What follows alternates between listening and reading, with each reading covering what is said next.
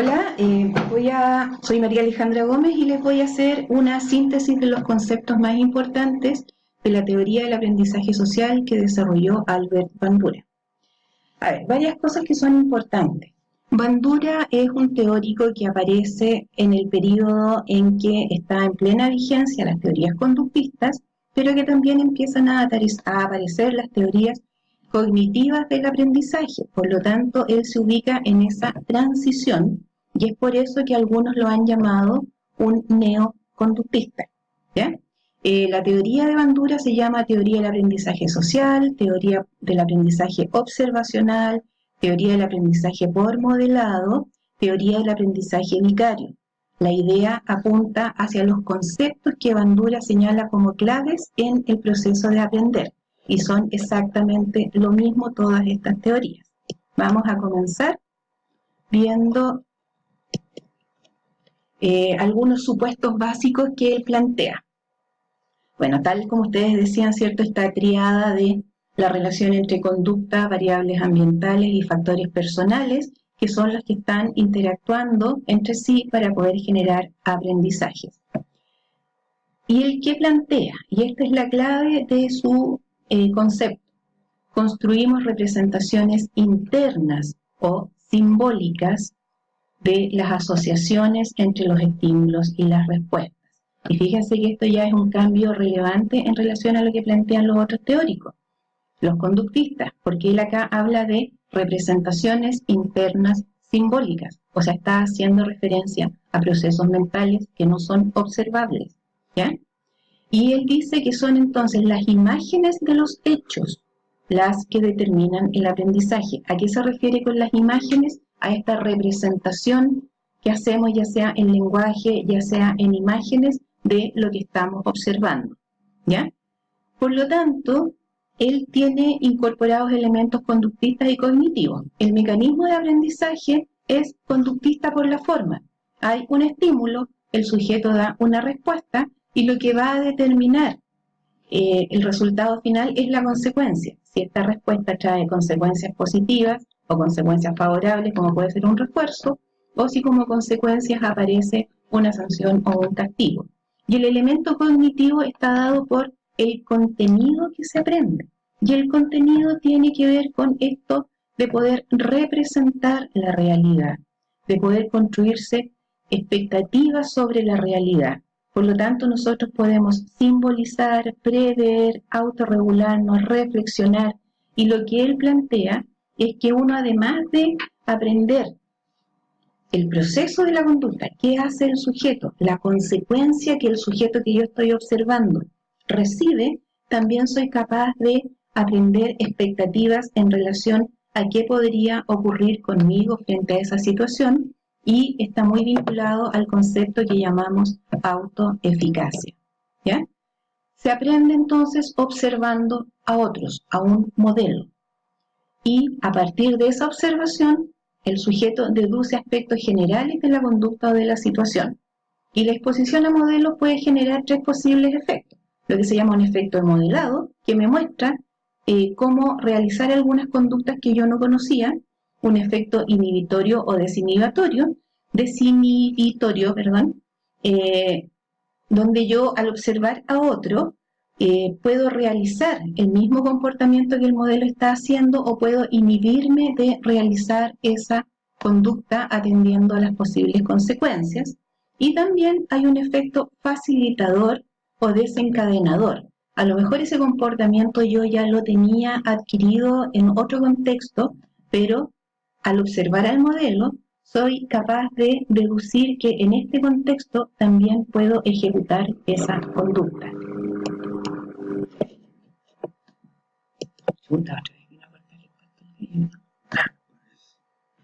Estando ahí, anda rematando.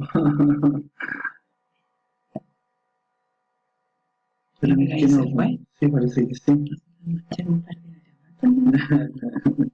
Le voy a decir que se vaya allá. ¿Cuáles son los pasos para este aprendizaje por observación, o este aprendizaje vicario, o este aprendizaje por la observación de un modelo? Primero tengo que poner atención a cuáles son las conductas que se realizan. ¿cierto? Lo que está haciendo el otro. Tengo que retener esa información. En algún momento debo contar con las habilidades para realizar la ejecución motora de esa conducta. A lo mejor alguien está haciendo un trabajo de bordado muy fino y puede que yo tenga la habilidad motora para hacerlo, puede que no la tenga. Pero también es muy importante acá la motivación y el reforzamiento o las consecuencias que el sujeto que realizó la conducta recibió. Y yo también voy a incorporar eso como un elemento importante que va a ser el que me motive o no a realizar ese comportamiento, porque yo espero también obtener o evitar la misma consecuencia del modelo que yo observé. ¿Cuáles pueden ser las consecuencias de la conducta? Me entregan información de distinto tipo. Información sobre las acciones que hacen los demás y las características de esa conducta y de las consecuencias que se obtienen, por lo tanto yo puedo decidir si lo hago o no. Actúan también como motivantes. Esa información recibida adquiere una función motivacional que me genera o no la intención de realizar ese comportamiento, y también actúa como un reforzante en la medida en que yo observo cómo a otros se lo refuerza, yo también espero que mi conducta al realizarla sea reforzada. Eso coincide con lo que se llama el aprendizaje vicario.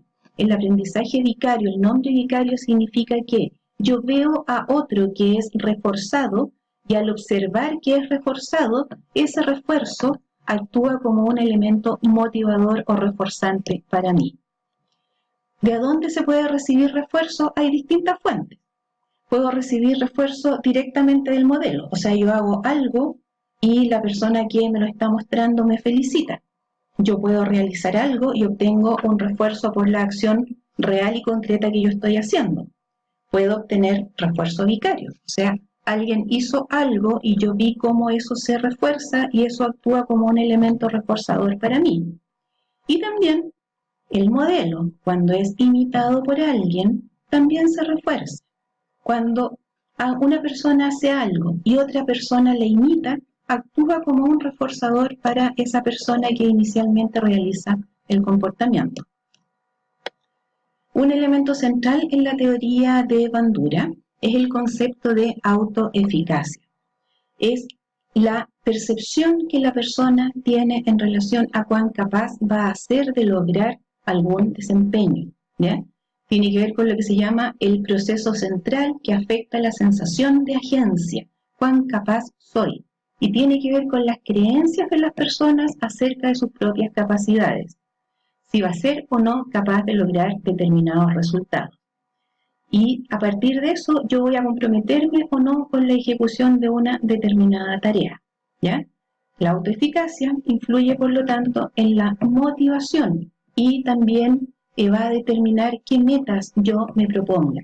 Si yo tengo poca percepción de autoeficacia frente a un determinado trabajo, lo más probable es que las metas que me ponga sean bastante menores a que si tengo una percepción de autoeficacia elevada o alta, en donde yo creo que sí voy a obtener buenos resultados y por lo tanto me puedo imponer metas mucho más altas o metas mucho más elevadas que lo que yo creía.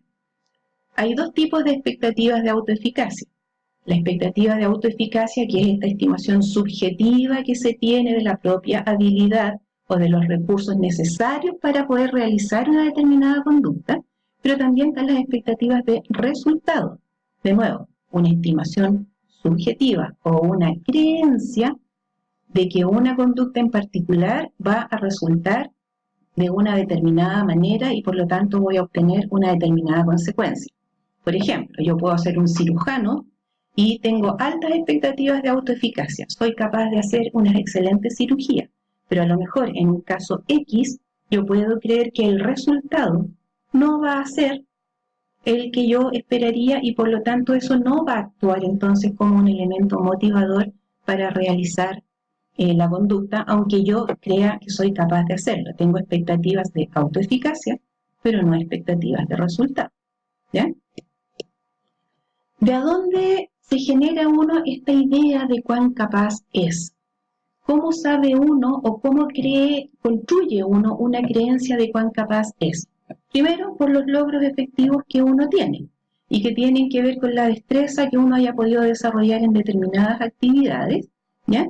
Y cuando se tiene éxito en algo, es lo que más expectativas de autoeficacia genera. El otro es el nivel de activación que yo pueda tener frente a una determinada tarea, ¿ya? Yo puedo ser muy eficaz para una determinada situación, pero a lo mejor estoy muy ansioso, o a lo mejor no tengo mucha confianza en si me va a ir bien o no, y por lo tanto ya no actúa como un elemento para generarme altas expectativas de autoeficacia. El otro elemento es la experiencia vicaria. Si yo observo un modelo que tras realizar una determinada conducta va a haber incrementado su nivel de autoeficacia y yo siento que tengo elementos que me permiten obtener los mismos resultados que obtuvo ese modelo que yo estaba observando, ese refuerzo vicario, el refuerzo que él recibió, actúa como un elemento generador de expectativas de autoeficacia en mí. Y por último, la persuasión verbal, que es lo que más típicamente uno hace, que le dice a otro, oye, si tú puedes, tú eres capaz, hazlo. El problema es que si la cosa no funciona bien, se pierde la confianza en la persuasión verbal. Otro elemento central de Bandura es la autorregulación. Las personas controlamos aspectos importantes de nuestra vida autorregulándonos. ¿Y qué es lo que autorregulamos? Nuestros pensamientos y nuestras acciones, ¿ya? Cuando se lleva a cabo esta autorregulación, se genera un mayor sentimiento de agencia personal. O sea, cuando yo me doy cuenta de qué soy capaz de hacer y cómo puedo realizarlo para alcanzar los resultados que espero, tengo un mayor sentimiento de agencia personal o de autoeficacia, ¿ya? Para desarrollar esta autorregulación, tengo que ser capaz de vigilar mi propio comportamiento, realizar juicios y valoraciones de las acciones que estoy realizando y también tener una respuesta personal que tiene que ver con la reacción propia que yo voy a hacer frente a esa situación.